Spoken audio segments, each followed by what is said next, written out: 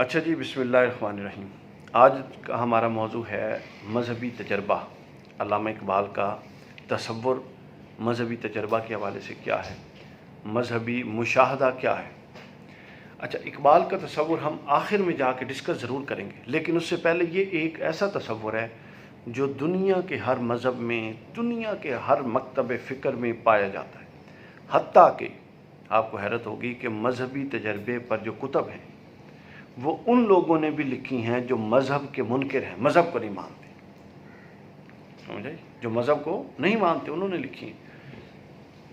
آپ varieties of religious experience لے لیں ولیم جیمز کا، اس نے دیکھیں کیا کیا تجربات لکھی ہیں۔ اس میں آپ ایک کتاب لے لیں ایمل ڈرخائم کی، the elementary forms of religious life. اتنی اہم کتاب ہے اس موضوع پر، the elementary forms of religious life, یعنی مذہبی زندگی کی ابتدا کیسے ہوئی، وہ سارے واردات ہیں جو وہ بیان کرتا ہے۔ پھر آپ ایک کتاب لے لیں ولیم شمٹ کی، دا پریمیٹیو کلچر، یہ سجاد آپ نے ضرور دیکھ لی، اتنی شاندار یہ کتابیں ہیں۔ اس کے اندر انہوں نے ان تصورات کو واضح کیا۔ اچھا جی، اس کے لیے جو لفظ ہیں مذہبی تجربہ کے لیے، آپ ایک چیز ذہن میں رکھتے ہیں کہ ہم کبھی بھی کوئی شے کسی ایک دائرے میں نہیں پڑھ رہے ہوتے، یعنی ہم یہ ساری بحثیں بطور مسلمان محض نہیں پڑھ رہے ہوتے، بلکہ ہم اس کو ایک براڈر ویو میں پڑھ رہے ہوتے ہیں۔ تو آپ اس میں دیکھیے کہ مذہبی تجربہ کے لیے جو اصطلاحات ہیں، ایک اصطلاح ہے وجدان، مذہبی تجربہ کے لیے آتی ہے۔ کشف مذہبی تجربہ کے لیے آتی ہے، کشف سے انکشاف۔ پھر مشاہدہ مذہبی تجربہ کے لیے، پھر خود مذہبی تجربہ، پھر اس کے بعد اپنا الہام مذہبی تجربہ کے لیے استعمال ہوتی ہے۔ وجدان بتا دیا میں نے۔ اچھا، یہ سب مذہبی تجربہ کی، یا انگلش میں اس کو ریلیجیس ایکسپیرینس کہتے ہیں۔ یہ جتنی انگلش کی بکس میں نے بتائی ہیں ان میں ریلیجیس ایکسپیرینس کا لفظ کثرت سے استعمال ہوا، لیکن علامہ اقبال کی وسعت کو اور عظمت کو سلام کرنے کے لیے دل کرتا ہے کہ اقبال نے مذہبی تجربہ کے لیے، کس کے لیے؟ مذہبی تجربہ کے لیے انگریزی میں 24 اصطلاحات استعمال کی ہیں، 24 سے زائد۔ مطلب اپنا ایک اصطلاح ہے ریلیجیس ایکسپیرینس، یہ ان میں سے ایک اصطلاح ہے۔ یہ 24 کم و بیش بتا رہا ہوں، تھوڑی کم زیادہ ہے، میرے ذہن میں ایگزیکٹ فگر نہیں، 20 کے قریب ہے۔ وہ کیا ہے؟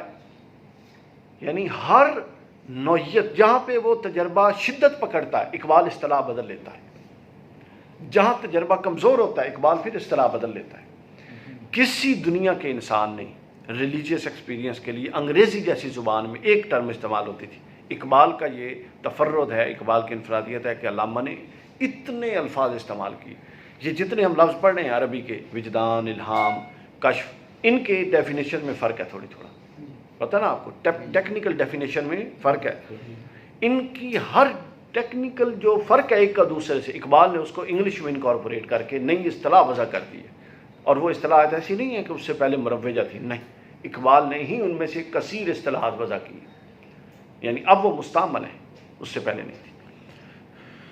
تو یہ بات آپ کو سمجھ آ گئی کہ کتنی قسم کے نام ہیں جو مذہبی تجربہ کے لیے دیے جاتے ہیں۔ مذہبی تجربہ کثرت سے، آپ بتائیے کس قوم کو رہا ہے، کون سا طبقہ ہے؟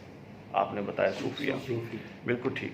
سب سے زیادہ مذہبی تجربہ جن لوگوں کو رہا ہے وہ صوفیہ کرام، مذہبی واردات، تجربہ، انکشاف، ان کی کتب بھری پڑی ہیں، ابتدائی کتب سے لے کر انتہائی کتب تک بھری پڑی ہیں۔ اب آپ کو پتہ ہے، یہاں ایک بڑا اہم نقطہ میں بتا رہا ہوں۔ اہم نقطہ یہ ہے، تھوڑا آپ سیٹ سے چل، اہم نقطہ یہ ہے کہ صوفیہ پر آپ کو پتہ ہے بہت سارے اعتراضات ہیں، بہت سارے الزامات ہیں۔ یہ میں آپ کو وہ بات بتا رہا ہوں جو بات شاید کسی کتاب میں آپ نے نہیں پڑھی۔ بہت سے الزامات ہیں۔ آپ کو معلوم ہے وہ الزام کیوں ہیں؟ وہ الزام اس لیے ہیں، پہلے یہ سمجھ لیں کہ ضروری نہیں کہ ہر صوفی، صوفی کس کو کہتے ہیں؟ جس کا باطن صاف ہو، جس کے اندر اخلاص کوٹ کے بھرا ہوا اللہ کے لیے، اس کے علاوہ جو کچھ ہے وہ ڈرامہ ہے۔ اب ضروری نہیں کہ ہر صوفی اللہ والا جو ہے وہ اتنا اچھا لکھاری بھی ہو کہ جو وہ بیان کرنا چاہ رہا ہو اس کو اپنے الفاظ پر اتنی دسترس ہو کہ وہ بیان بھی کر سکے. یہاں آ کے پرابلم ہوئی کہ جو ان کو حق واردات تھیں جو واقعی ان پر وارد ہوئی تھی، جب وہ واردات قلم کے ذریعے کاغذ پر منتقل ہوئیں تو محتاط ہر بندہ محتاط الفاظ کا لحاظ نہیں رکھ سکا، ہر بندہ اس سطح کو قائم نہیں رکھ سکا. کچھ سادہ لوگ تھے انہوں نے لکھ دیا، کچھ محتاط لوگ تھے انہوں نے ذرا محتاط عبارت لکھی، کچھ بہت محتاط تھے، کچھ بالکل ہی محتاط نہیں تھے، انہوں نے بالکل ویسی کی ویسی لکھ دی. اب کیا ہوا کہ تھیں سب کی سب واردات اور صحیح واردات، لیکن اعتراضات کا باب کیوں کھلا کہ جب وہ واردات کاغذ پہ آئیں تو میں نے پڑھا تو میں نے اپنے ذہنی ساخت کے متعلق سمجھا. آپ نے پڑھا تو جس طرح آپ چیزوں کو لیتے ہیں آپ اس طرح سمجھیں گے. کوئی تنقیدی نقطہ نظر کا ہوگا تو وہ اس کو اس طرح سے لے گا. تو گویا دروازے کھلتے گئے. دنیا میں کوئی شے ایسی نہیں ہے جو پوری غلط ہو، اور دنیا میں کوئی شے ایسی نہیں ہے جو پوری ٹھیک ہو سوائے قرآن و حدیث کے. ہر چیز کے اندر خوبیاں خامیاں ہیں، اور آدھی سے یہ بھی سن لیں، آدھی سے زیادہ خوبیاں خامیاں چیز کی نہیں ہوتی، بلکہ آدھی سے زیادہ خوبیاں خامیاں ہماری انڈرسٹینڈنگ کی ہوتی ہیں کہ ہم اس چیز کو کیسے سمجھ رہے ہیں. ہم اس چیز کو غلط سمجھ رہے ہوتے ہیں چونکہ ہم اپنی ایک فکری ساخت رکھتے ہیں، ہم اپنی پسند و ناپسند رکھتے ہیں. ہم غیر جانبدار محقق نہیں ہیں کہ اتنا ان بائسڈ ہو کہ غیر جانبداری سے چیزوں کا انالیسس کریں. ہم ایسے نہیں ہیں، ہم بائسڈ لوگ ہیں، مذہبی لوگ ہیں. مذہبی لوگ ویسے ہی اکثر بائسڈ ہوتے ہیں، ہمارے رجحانات ہیں، تو ہم چیزوں کا انالیسس کرتے ہوئے ان رجحانات کو وہ ہمارے اندر شامل ہوتے ہیں اور وہ ہمیں غیر جانبدار نہیں ہونے دیتے. تو یہ بات ذہن نشین رکھ لیں کہ ہر چیز پر جو تنقید ہے اس کے اندر ضروری نہیں کہ ساری تنقید صحیح ہو، تنقید صحیح بھی ہوتی ہے اور اس کے اندر ہمارے رجحانات کا دخل ہوتا ہے. اب آ جائیے، یہ بنیادی چیزیں آپ سمجھ گئے کچھ. اب یہ بھی آپ لوگوں کو کلیئر ہو گیا کہ جو صوفیاء پر اعتراضات تھے وہ اعتراضات کا باب کھلا ہی اس چیز سے کہ جب سے انہوں نے واردات کو لکھنا شروع کیا. جب واردات نہیں لکھی ہوئی تھی اس وقت تک صوفیاء پر کوئی اعتراض نہیں تھا. اب آئیں جی مذہبی مشاہدہ کے حوالے سے اقبال کیا کہتے ہیں. ٹھیک ہے، علامہ اقبال کہتے ہیں جی ہر ذی شعور کے ہاں 3 بنیادی سوالات ہیں. ہر انسان ان 3 سوالوں کا جواب چاہتا ہے. بس یہاں سے بات کو شروع کی. وہ 3 سوال کیا ہیں؟ ایک ہے جی ہم کون ہیں، ہمارا مقصود کیا ہے. دوسرا یہ کائنات کیا ہے، اس کائنات کی نوعیت کیا ہے، اس کی ترکیب کیا ہے اور اس کا مقصود کیا ہے. 2 چیزیں ہوں گی، ایک کیا انسان اور ایک کیا کائنات، اور تیسری چیز ہے اس کائنات کے ساتھ ہمارے تعلق کی نوعیت کیا ہے. ہم نے اس کے ساتھ کیسا تعلق رکھنا ہے، کیسا نہیں رکھنا، بنا کے رکھنی ہے، بگاڑنی ہے، کیسا چلنا ہے. ٹھیک ہو گیا. اب یہ جو ساری بحثیں ہیں، اچھا چوتھی اس میں ایک تیسری بحث بھی بعض لوگوں نے شامل کی، وہ بھی آپ لوگ سن لیں. وہ ہے ذات مطلقہ، ذات باری تعالیٰ، کہ وہ بھی موجود ہے. تو میں بھی موجود ہوں، میرا پیدا کرنے والا ایک خدا بھی موجود ہے اور ایک کائنات موجود ہے. تو ان تینوں کا آپس میں تعلق، ریلیشن، نوعیت کیا ہے. کیا خدا بنا کے، کچھ لوگ کہتے ہیں عضو معطل ہو کہ اب ایک طرف ہے، اب اس کا کوئی رول نہیں ہے اس کائنات میں، معاذ اللہ. کچھ لوگ کہتے ہیں کہ نہیں خدا آپریشنل فورس ہے. کچھ لوگ کہتے ہیں کہ نہیں اس نے بنا دی، اب آپریشنل فورس ہیومن باڈی ہے. کچھ لوگ کہتے ہیں کہ نہیں یہ دونوں کچھ نہیں کر رہے، بن گئی، اب کائنات خود سے چل رہی ہے. مختلف تجربے ہیں. اب ہم نے یہ دیکھنا ہے کہ ان کا آپس کا تعلق کیسا ہے. علامہ کہتے ہیں جناب یہ ساری بحث محسوس طریق پر ہم کریں گے. مغربی اپروچ، میں نے اپروچیں سمجھا دی تھی آپ کو کہ آج کل علم کی اپروچ کون سی ہے؟ مغربی. اور مغربی اپروچ کیا ہے؟ عقلیت کی اپروچ، ریشنل اپروچ ہے، محسوس اپروچ ہے، سائنسی اپروچ ہے. اب علامہ کہتے ہیں ان سوالوں کے جوابات کے لیے میرے پاس 3 ممکنہ راستے تھے. ایک راستہ کیا تھا؟ شاعری. ایک راستہ کیا تھا؟ فلسفہ. اور ایک راستہ کیا تھا؟ مذہب. ٹھیک ہے. ان سے علاوہ آپ غور کریں کوئی چوتھا راستہ بن ہی نہیں سکتا. یا اعلیٰ افکار جو شاعر ہوتے ہیں وہ اعلیٰ افکار کے ذریعے ان سوالوں کو ایڈریس کرتے ہیں کہ میں کیوں آیا ہوں. آپ دیکھیے کوئی بھی شعر اٹھا لے، کسی بھی شاعر کا دیوان اٹھا لے، وہ ان تینوں میں سے کسی نہ کسی پہلو پر بات کر رہا ہوگا. جیسے واسف کا ہے، نہ میں آیا ہوں نہ لایا گیا ہاں میں حرف کن ہوں فرمایا گیا ہوں. بس یہ اپنا اپنا انداز ہو گیا نا. تو شاعری، فلسفہ اور مذہب، یہ تین ہیں. اب شاعرانہ واردات کو اقبال ایک طرف کر دیتے ہیں. یہ بڑے غور سے سننے کی بات ہے، ذرا آپ سمجھ لیں، یہ آپ کو نوٹس مل جائیں گے. شاعرانہ واردات کو اقبال ایک طرف کر دیتے ہیں اور اس بحث سے نکال دیتے ہیں. اس کو اس قابل نہیں سمجھتے کہ یہ ان دو سوالوں کا ایسا جواب دے جس پر زیادہ انسانی عقول، انسان کی عقلیں متفق ہو سکیں. شاعری کیوں؟ اقبال کہتا ہے شاعری ایک انفرادی واردات ہے جو شاعر پر مخصوص وقت میں ہو رہی ہے. اقبال پر ہوئی، اقبال نے لکھ دیا، ہم اس کو محسوس تو نہیں کر رہے ہیں. محسن نقوی پہ اس نے لکھ دیا، کسی پر ہوئی، غالب پر ہوئی، اس نے لکھ دیا. تو لہٰذا ایک تو اقبال کہتا ہے وہ واردات انفرادی ہے، ضروری نہیں کہ اجتماعی طور پہ اس کو قبول کیا جائے. دوسری وہ واردات مبہم ہے، ایمبیگوس ہے، کلیئر نہیں ہے. اس بات کا بھی امکان موجود ہے کہ واردات کچھ ہو اور شاید اس کو کچھ سمجھاؤ. آگے سمجھ. اور تیسرا وہ کہتے ہیں کہ یہ غیر قطعی ہے، اگر ٹھیک بھی ہے، اس نے سمجھا بھی ٹھیک ہے، پھر بھی یہ اس کے لیے تو حجت ہو سکتی ہے ذات کی حد تک، سب کے لیے حجت نہیں ہو سکتی. کلیئر؟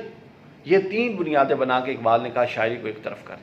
اب پیچھے کون سی دو سوال رہ گئے، دو پہلو رہ گئے جہاں سے ہم جواب لے سکتے ہیں. فلسفہ اور مذہب. سمجھ آ رہی یہاں تک بات کی؟ فلسفہ اور مذہب. اب شاعرانہ واردات کو ایک طرف کرنے کے بعد آتے ہیں اقبال جناب کہ مذہب کے مدارج عالیہ جو ہیں یہ شاعری سے بہت بلند ہے. دوسرا اقبال کہتے ہیں کہ مذہب کے اندر یہ خاصیت ہے کہ مذہب انسان کو فرد سے جماعت کی طرف لے جاتا ہے. اور اقبال کی جو فکری ساخت ہے وہ حیت اجتماعیہ کی تشکیل کے متعلق ہے. وہ کہتا ہے کہ ہر مذہب اسلام آیا اس لیے ہے کہ جو انسانی معاشروں کی حیت اجتماعیہ ہے وہ قائم ہو. یعنی اجتماعی صورت میں ایک معاشرہ اور نظام اور دین قائم ہو. اقبال انفرادی دین کی کوئی اہمیت نہیں سمجھتا، ماں سوائے اس کے کہ مرنے کے بعد ایک فرد کو انفرادی طور پہ جنت میں لے جائے گی، ٹھیک ہے، اس کا عمل ہے. لیکن کیا اسلام اس لیے آیا تھا کہ آپ دنیا میں تو زوال کے ساتھ زندگی گزاریں اور نظام کو تو کافرانہ رکھیں، آخر میں آپ جنت میں چلے جائیں؟ یہ خود ایک طرح کی جرم بنتا ہے آپ کا. تو یہ اس لیے آیا تھا کہ اس کو یہاں نافذ کر کے اس کے ثمرات جب لوگ دیکھیں گے. پہلی 4 صدیوں میں لوگ کیوں مسلمان ہوئے؟ آپ کا کیا خیال ہے؟ تبلیغ سے ہوئے، مسلمانوں کے سسٹم سے ہوئے. جو خلافت راشدہ نے ایسا باندھ دیا تھا کہ وہ کہتے تھے یار جن کا سسٹم ایسا ہے وہ لوگ کیسے ہوں گے، ان کا سسٹم دینے والا کیسا ہوگا.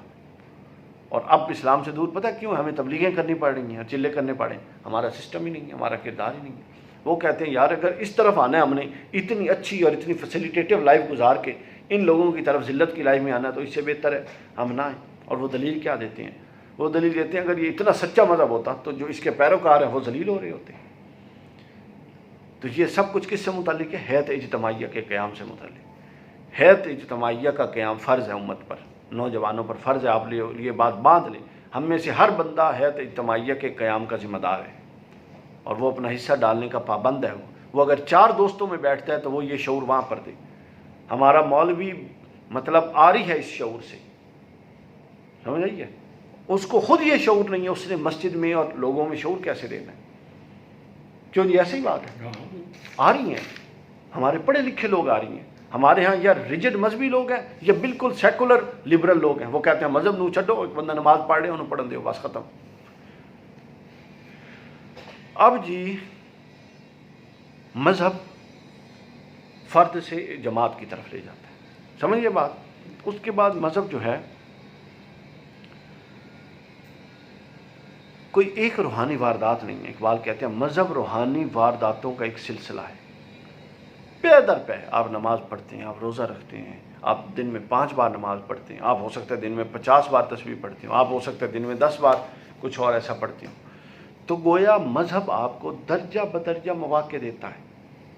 وہ مواقع انفرادی نوعیت کے بھی ہیں، اجتماعی نوعیت کے بھی ہیں. مثلا آپ ذکر کر رہے ہیں، قرآن مجید پڑھ رہے ہیں، یہ آپ کا انفرادی عمل ہے. لیکن اسلام حیات اجتماعیہ کے قیام کے لیے آیا، لہٰذا وہ 5 بار آپ کو پابند کرتا ہے کہ گھر سے نکلیں اور مسجد میں سب کے ساتھ بیٹھ کے پڑھیں. کیا نماز الگ نہیں ہو سکتی؟ ہوتی ہے. کیوں جماعت کے ساتھ زور دیا گیا؟ حیات اجتماعیہ کے قیام کی طرف یہ اقدامات ہیں مذہب کے. پھر عیدین اور شدت اختیار کی گئی.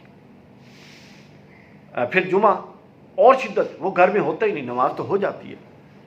پھر اور شدت، یعنی مذہب یہ چاہتا ہے کہ کم از کم ہفتے میں ایک بار آپ کا انٹریکشن ہونا چاہیے معاشرے کے ساتھ. یہ ہے جمعے کا فلسفہ. یہ 2 رکعتیں پڑھنے ہم مسجد میں نہیں جاتے، کم از کم ایک بار انٹریکشن ہونا چاہیے آپ کا اپنے معاشرے کے ساتھ. اور جمعے کے خطاب کا مقصد یہ ہے، میں یہاں پر میں خطاب کرتا ہوں اس مسجد میں یونیورسٹی کی، اور میں ان ساری چیزوں کو مد نظر، میرا کبھی کوئی خطاب ایسا نہیں ہوا کہ جو کسی اینٹی قسم کے اعتقادی نوعیت کے پوائنٹس پر، وہ سارے معاشرتی ہوتے ہیں. وہ کہتا ہے کہ آپ معاشرے میں جو چل رہے ہیں مسائل ان پر ڈسکشن کریں، اور جو اوپر بیٹھا ہے ممبر پہ وہ گائیڈ کرے کہ اس پر ہم نے ایک اجتماعی موقف اپنانا ہے، وہ کیا ہے. پھر مذہب اور شدت اختیار کر لیتا. وہ کہتا ہے اچھا اگر کوئی جمعے کو نہیں آتا تو وہ 3 جمعے، جس نے کیا روایت ہے جی، 3 جمعے مسلسل مس نہ کرے، پھر اور شدت اختیار کر لیتا ہے. پھر عید پر اس سے زیادہ شدت اختیار کر لیتا ہے، اور پھر حج پر اس سے زیادہ شدت اختیار کر لیتا ہے. کہتا ہے پھر پوری امت آئے اور ایک جگہ بیٹھے، یعنی درجہ بدرجہ حیات اجتماعیہ کا قیام. آپ فلسفہ سمجھیں، عبادات بذات مقصود نہیں ہے، اس بات کو سمجھنے کی ضرورت ہے. عبادات ایک ذریعہ ہے اللہ کے نظام کو معاشرے میں قائم کرنے کا. اگر عبادات معاشرے میں اللہ کا نظام قائم نہیں کرنے دے رہے تو بس عبادات کے اندر سے روح نہیں ہے، ثواب آپ کو مل رہا ہے، اس کا ہم انکار نہیں کر سکتے. کوئی آئیے بات جناب پلے پڑ گئی ہے. دماغ کو کھولیں تھوڑا، چیزوں کو اس اسپیکٹ سے دیکھا کریں، براڈر ویو. اچھا اب آ جاتے ہیں جناب ہم، اب یہاں پر ہم پہنچ گئے کہ شاعری کے مد مقابل مذہب کا جو ہے رجحان یہ زیادہ اجتماعی نوعیت کا ہے. لہٰذا جو مذہبی واردات، مذہبی تجربہ بذریعہ مذہب ہوگا اس کو قبول کرنے کے امکانات بہت زیادہ ہوں گے. چونکہ وہ جب حیات اجتماعیہ کی صورت میں ہوگا تو ہو سکتا ہے اس نوعیت کے یا اس سے ملتے جلتے تجربات کئی لوگوں کو ہوں.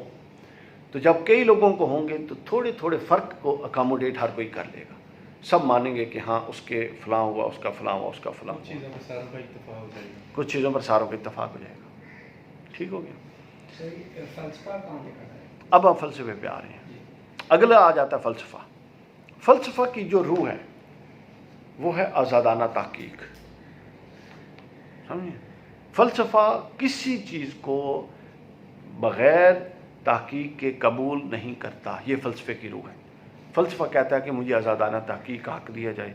تمام وہ معروضات جن کو بغیر تحقیق کے آپ قبول کر چکے ہیں، فلسفہ مذہب پہ بھی حکم لگاتا ہے.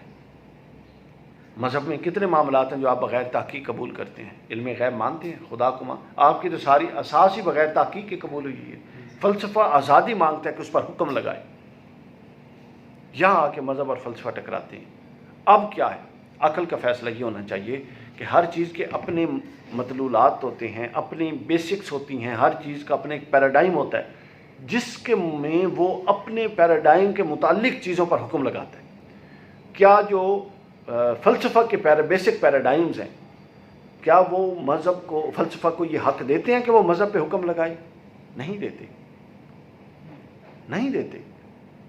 بالکل یہ اسی طرح ہے کہ سائنس محسوسات کا علم ہے، فزیکل نالج ہے نا سائنس. اور اگر کوئی بندہ سائنس کا اسٹوڈنٹ روح کے معاملات کو اور جنات کو لے کے بیٹھے اور کہیں میں نے سائنٹیفکلی جنات کو پروو کرنا ہے، تو کیا وہ کر سکے گا؟ کیوں نہیں کرے گا؟ ہماری دلیل یہ ہوگی کہ سائنس کے جو بنیادی معقولات ہیں، جو اس کے بیسکس ہیں، وہ اس لیے وضع ہی نہیں کی گئیں کہ آپ ماورائی چیزوں پر تحقیق کریں. بالکل اسی طرح جو فلسفہ ہے اس کے جو معقولات ہیں یہ اس لیے وضع ہی نہیں کیے گئے کہ آپ ان حقائق پر تحقیق کریں جو عقلی حدود سے باہر کے ہیں. عقلی حدود کے باہر کے حقائق یا محسوس حدود کے باہر کے حقائق پر تحقیق ہوگی، لیکن اس کا ایک اپنا پیراڈائم شفٹ ہوگا، وہ اپنا پیراڈائم ہوگا، وہ اس پر نہیں ہوگی. مذہب یہ چاہتا ہے کہ اس کو آزادی دی جائے تاکہ وہ تنقید کرے. اب اقبال فلسفہ اور مذہب کو لے کر بحث آگے بڑھاتے ہیں اور شاعری کو میں نے بتا دیا ترک کر دیتے ہیں، لیکن اللہ کا کام دیکھیے، اللہ کی حکمت دیکھیے کہ شاعری کو ترک کر کے مذہب اور فلسفہ کے پیغام کو آگے بڑھانے کے لیے اور مذہبی واردات ثابت کرنے کے لیے اور اپنے فکر کو آگے پہنچانے کے لیے جس ذریعہ کو اپناتے ہیں وہ شاعری ہے۔ آگے اب فرق سمجھیں کہ شاعری کے اندر جو اگر تو وہ شاعری خود واردات پر مبنی ہے تو وہ شاعری سند نہیں ہے، اقبال کہتا ہے تو وہیں پہ جیسے وہی بات آ گئی۔ لیکن اقبال کہتا ہے کہ میری شاعری وہ نہیں ہے کہ کوئی واردات ہو، بلکہ میری شاعری محض ذریعہ ہے، میری واردات اور ہے، یعنی میری واردات کا جو ماخذ ہے وہ مذہب ہے یا فلسفہ ہے، شاعری نہیں ہے، شاعری میرا ذریعہ ہے۔ یہاں لوگ کنفیوز ہو جاتے ہیں، لوگ کہتے ہیں لو جی خود شاعری کو رد کر رہے ہیں اور خود شاعری اپنا رہے ہیں۔ تو وہ یہ کہتے ہیں کہ جو حقائق شاعری یا شاعرانہ واردات سے نازل ہوتے ہیں وہ سند نہیں ہیں، اور میری شاعری کو کوئی یہ نہ سمجھے کہ یہ کوئی وارداتیں ہیں جو میں نے شعری صورت میں بیان کر دی ہیں، نہیں، میری واردات کا مصدر اور منبع مذہب یا فلسفہ ہے اور ذریعہ بیان کرنے کا شعر ہے۔ اس کا نچوڑ شاعری کے ذریعے، نچوڑ بھی نہ کہیں، ذریعہ ہے شاعری، نچوڑ نہیں ہے۔ وہ فکر شاعری کے ذریعے اقبال نے آگے پہنچائی ہے۔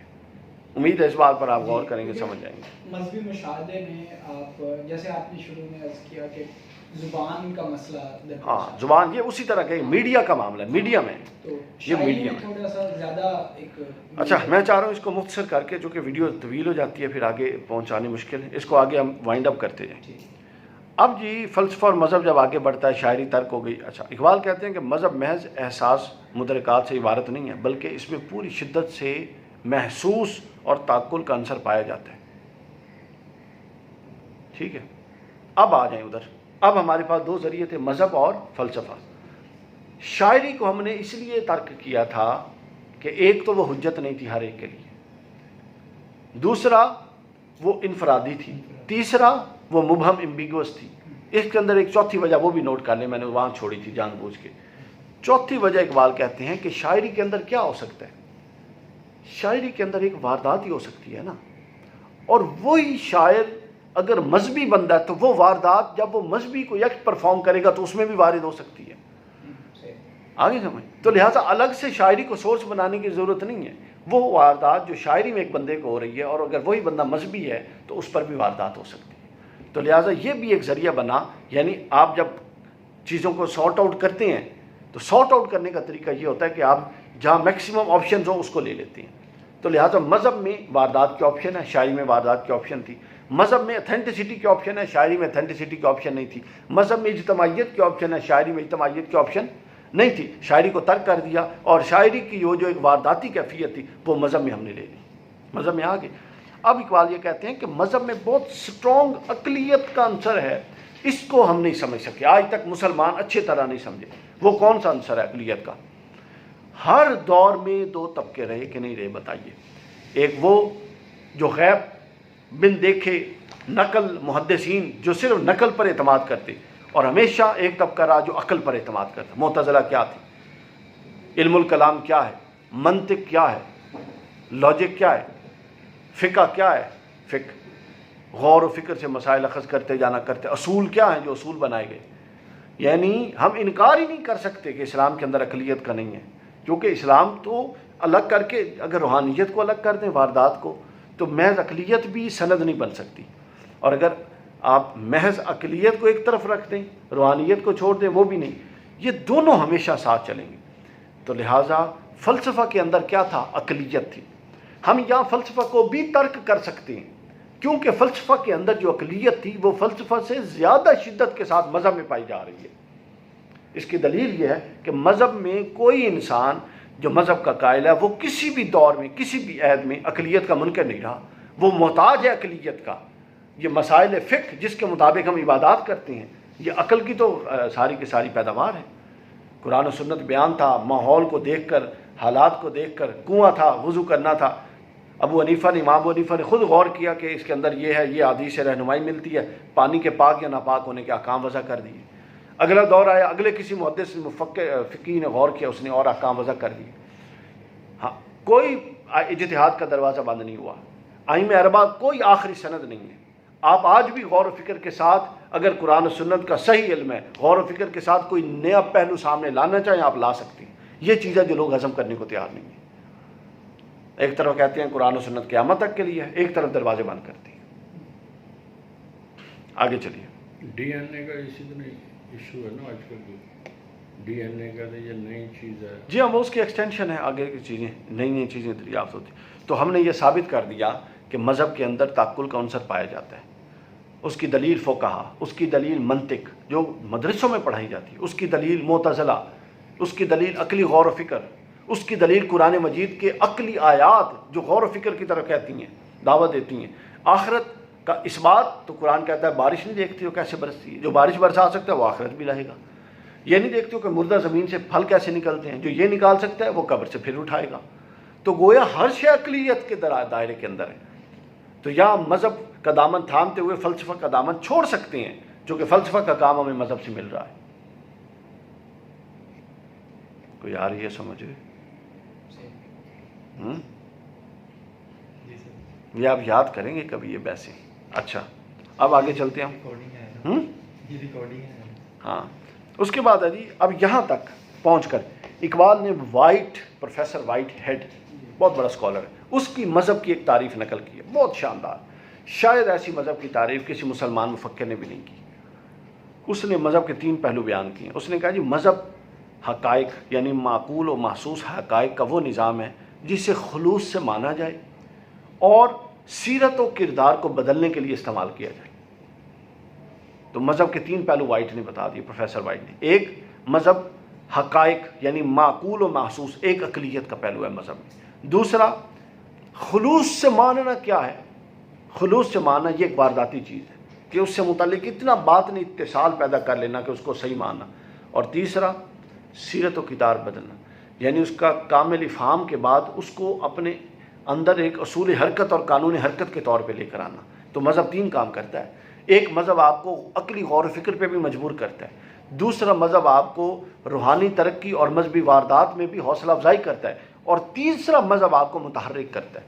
جس کے مذہب میں یہ 3 چیزیں نہیں ہیں وہ سمجھ لے کہ اس کا مذہب ناقص ہے. عقلیت نہیں ہے تب بھی ناقص ہے، وارداتی اور روحانیت نہیں ہے تب بھی ناقص، اور تحرک نہیں ڈالتا تب بھی ناقص. اقبال اس کو گوسفندی کہتے ہیں.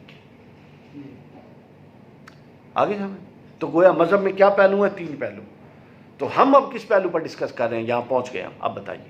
ہم وارداتی پہلو ڈسکس کر رہے ہیں، باقی 2 پہلو ہم چھوڑ رہے ہیں کیونکہ وہ ایک چیز کے 20 پہلو ہو سکتے ہیں، لیکن ہم اس کے ایک پہلو پر بات کر رہے ہیں. تو یہاں پہنچ کر ہم اس نتیجے پر پہنچ گئے کہ مذہب جو ہے اس کے اندر عقلیت موجود ہے، اس کے اندر واردات موجود ہے، اس کے اندر تحرک بدلنے کی صلاحیت موجود ہے. یہاں آ کے علامہ نے ایک نقطہ بیان کیا جو بڑا تفصیل طلب ہے، لیکن میں اس کو اختصار سے بیان کر دیتا ہوں. اس کو میں الگ کہیں آپ کو بیان کر دوں گا اگر ضرورت محسوس ہوئی. یہاں آ کے علامہ نے تصور عقلیت کی وضاحت کر دی ہے، اور علامہ نے بتایا کہ عقلیت اور مذہبی واردات میں بڑا فرق ہوتا ہے. اس کو ہم کسی اور موقع پر ڈسکس کریں گے. ابھی آپ کو جو میں سمجھا رہا ہوں آپ سمجھ چکے ہیں. ٹھیک ہے. اچھا اب آگے چلتے ہیں. اس کے بعد یہ کہتے ہیں کہ یہ بات ثابت کرنے کے بعد کہ عقلی تفہیم الگ شے ہے اور مذہبی واردات الگ شے ہے. سمجھ گیا نا؟ ہم نے کہا مذہب کی 3 حیثیتیں ہیں. پہلی حیثیت کیا تھی؟ حقائق کی تفہیم عقلی.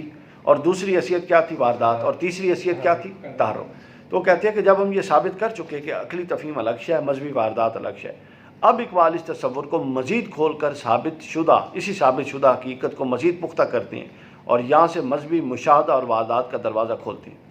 عقلیت کا مقام، اب وہ کہتا ہے کہ جو عقلیت کا مقام ہے یہ فکر ہے اور مذہبیت کا مقام رجحان ہے. یعنی اب وہ مذہب کی تاریخ کے اندر سے 2 چیزیں نکالنی ہم نے. آخری چیز کو چھوڑ دیں، تحرک کو. پہلی 2 چیزیں کیا تھی؟ عقلیت، اور دوسری کیا تھی؟ روحانیت. اب عقلیت کا جو لفظ استعمال کرتا ہے وہ فکر کرتا ہے، اور روحانیت کے لیے جو لفظ استعمال کرتا ہے وہ وجدان کرتا ہے. اب یہاں پر آ کے اب آپ لوگ یہ سمجھیں کہ عقلیت اور وجدان یہ آپس کے ٹکراؤ نہیں ہیں، بلکہ اقبال یہ کہتے ہیں کہ یہ ایک دوسرے کے مقاصد کی تکمیل میں مددگار ہیں. مددگار کیسے ہیں؟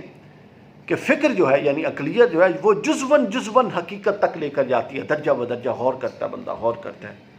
وجدان من حیث الکل پوری حقیقت کا انکشاف کرا دیتا ہے، واردات۔ فکر کے سامنے حقیقت کا زمانی پہلو ہوتا ہے اور وجدان کے سامنے حقیقت کا دوامی پہلو ہوتا ہے، ہمیشگی کا۔ فکر کے سامنے فکر اس رستے پر ایک ایک قدم چلنے کا نام ہے، جبکہ وجدان بیک وقت پوری حقیقت سے لطف اندوز ہونے کا نام ہے۔ دونوں اپنے اپنے مقام اور منصب کے مطابق حقیقت کو پانے کے آرزو مند ہیں، چلتے دونوں ایک ہی طرف ہیں، کیوں؟ حقیقت کو پانا ہے۔ رستے مختلف ہو گئے، اب اپروچز مختلف ہیں۔ ایک اپروچ کہتی ہے کہ میں اس رستے سے جاؤں گی، بھائی جاؤ۔ ایک اپروچ کہتی ہے ہم اس رستے سے جائیں گے، بھائی جائیں۔ تو رستہ ایک ہے۔ اب آپ روٹ جب بدلتے ہیں تو ہر روٹ پہ جو انٹرچینج ہوتے ہیں، ہر روٹ پہ جو سڑکیں ہوتی ہیں، ہر روٹ پہ جو درخت ہوتے ہیں، ہر روٹ پہ جو بیلٹ ہوتے ہیں، گرین بیلٹ، وہ الگ الگ ہوتی ہیں۔ تو یہ یہاں پہ معاملہ۔ اب یہاں پہنچ کر برگسان کا آخری قول بیان کر کے میں اس حصے کو ختم کرنے لگا ہوں۔ یہ تصور مذہبی تجربے کا ابتدائی حصہ ہم نے بیان کر دیا آج۔ برگسان بہت، ہنری برگسان بہت اقبال کو پسند ہے، اقبال کا معاصر تھا، بہت بڑا مفکر ہے۔ وہ کہتا ہے کہ وجدان جو ہے یہ فکر کی ایک ترقی یافتہ شکل ہے، یعنی یہ جس کو دنیا لڑ پھر رہی ہے کہ یہ عقلیت ہے، یہ روحانیت ہے، یہ حقائق کا عقلی غور و فکر ہے، یہ روحانی واردات ہے، وہ کہتا ہے بھائی جب عقلی غور و فکر پختہ ہو جاتا ہے، مضبوط ہو جاتا ہے، تو وہ روحانی واردات کی شکل اختیار کر لیتا ہے۔ یعنی جو آپ پر وارد ہو رہا ہے وہ جب آپ کے دماغ میں اتنا پختہ ہو کے رسوخ پا لے گا تو وہ آپ پر واردات کی شکل میں وارد ہو جائے گا، دیٹس اٹ، بس۔ آپ کو سمجھ آ گئی؟ ہم نے اقبال کے جو مذہبی مشاہدہ کے بنیادیات تھے، مبادیات، بنیادی تصورات، جس پر اقبال کا مذہبی مشاہدے کا تصور اور عقیدہ کھڑا ہے، اس کی بیسکس میں نے آپ کو سمجھا دی۔